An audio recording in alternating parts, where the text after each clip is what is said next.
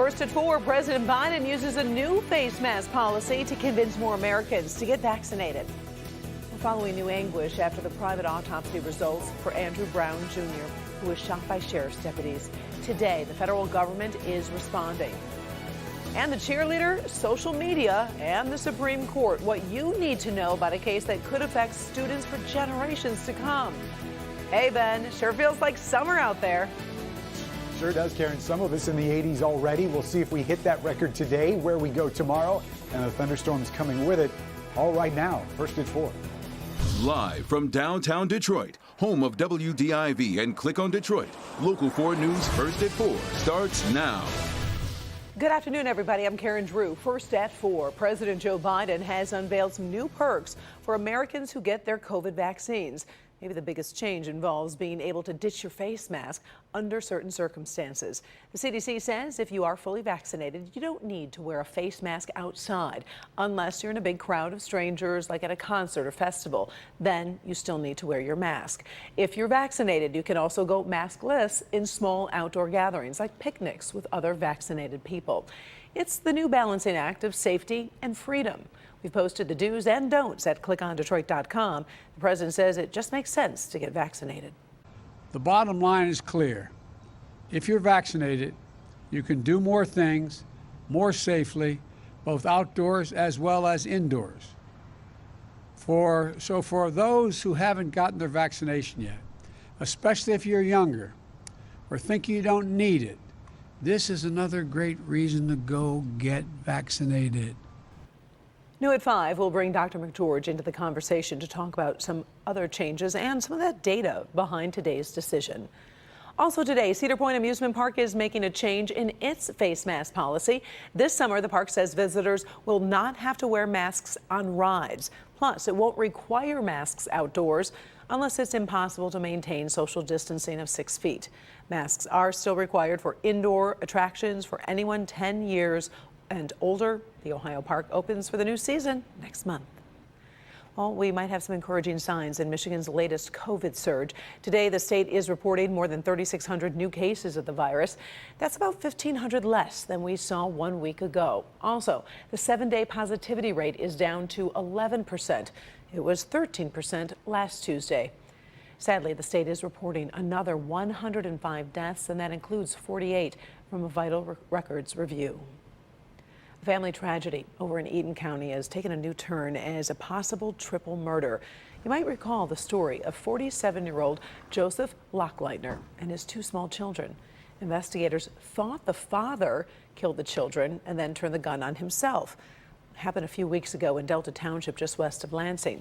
Well, now the case is being pursued as a murder investigation. We're not getting a lot of details, but detectives say this was not a random act of violence. We've got a crew this afternoon working the story, asking more questions, and we'll have an update for you when you see us at 5. State Representative Joelle Jones faced a judge today in connection to a crash on I-96 in Livingston County. Jones appeared briefly via Zoom this morning for a probable cause conference. He faces several charges, including resisting and obstructing police, reckless driving, and drunk driving. He's due back in court on June 30th for a preliminary exam. Talk about a change in the weather. We went from spring to summer in about 24 hours.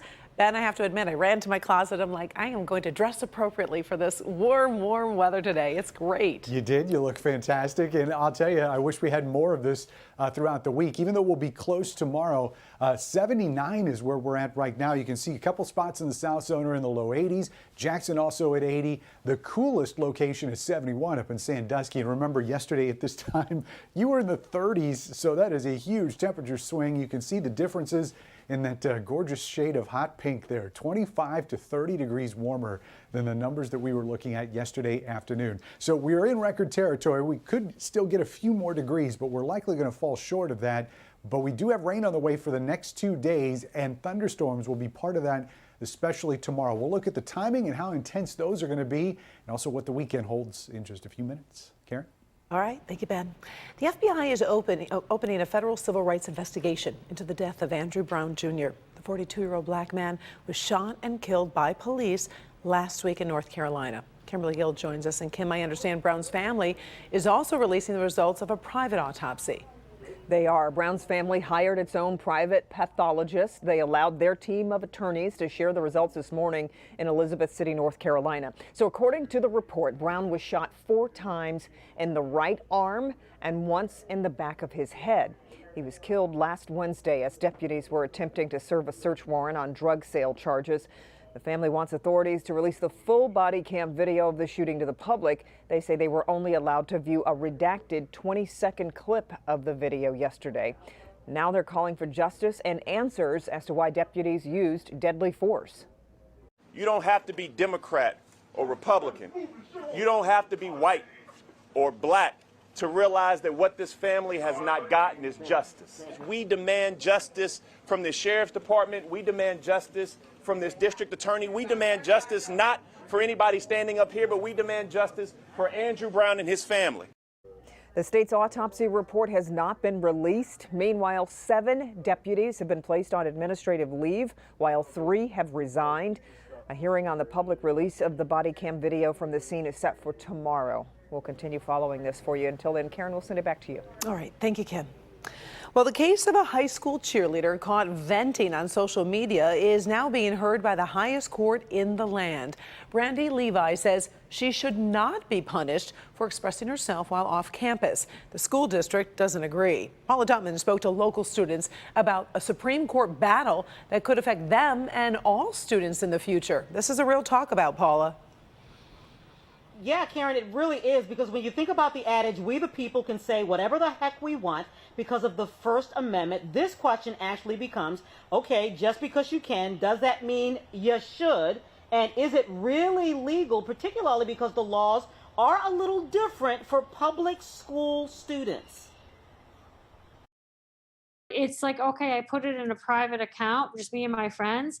But your friends turn into other friends, turn into other friends. It's not just me and my friends at this point, because I'm going to share it with a friend who's not in our friend group. In the Troy School District, students are proactively taught about the dangers of social media. I can take a screenshot of whatever's going on my phone, and I can send it, to everybody. And it is a topic students understand very well, and you can bet they are current on the Supreme Court hearing the case of Pennsylvania 9th grader Brandy Levin, who was booted off her cheer squad. What this girl did was she posted it on her Snapchat story, which was private to only her friends. So I think because it was only private to a certain group of people, she should be allowed to do that. But if she posted it on YouTube or somewhere where everybody can see, it shouldn't be allowed. This is Mrs. Cheryl Rosenblatt's hybrid personal money management class, but the topic of whether or not a school can take action against a teenager for what they post off school grounds and during their private time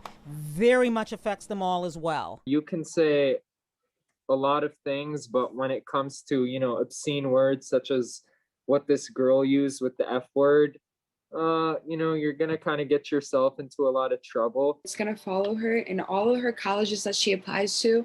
They do look into your social medias, and that's why schools are always telling you about what you post never actually goes away. Brian Wasson is with Warner, Norcross, and Judd attorneys at law in Southfield. When you are a kid, you have a somewhat more restricted personal liberty. If you speak in a manner that disrupts the school environment, which is another highly important service that the government provides, well, then those two freedoms, your freedom to speak your mind and the obligation of the government to provide educational services, they conflict with each other. But with a more conservative Supreme Court, the court has respect for educational administrators and teachers, and I think they're going to be inclined to give them a lot of leeway. But at the same time, a conservative court is one that really respects the letter of the law and the letter of the First Amendment. And the First Amendment is awfully broad in protecting that liberty of speech.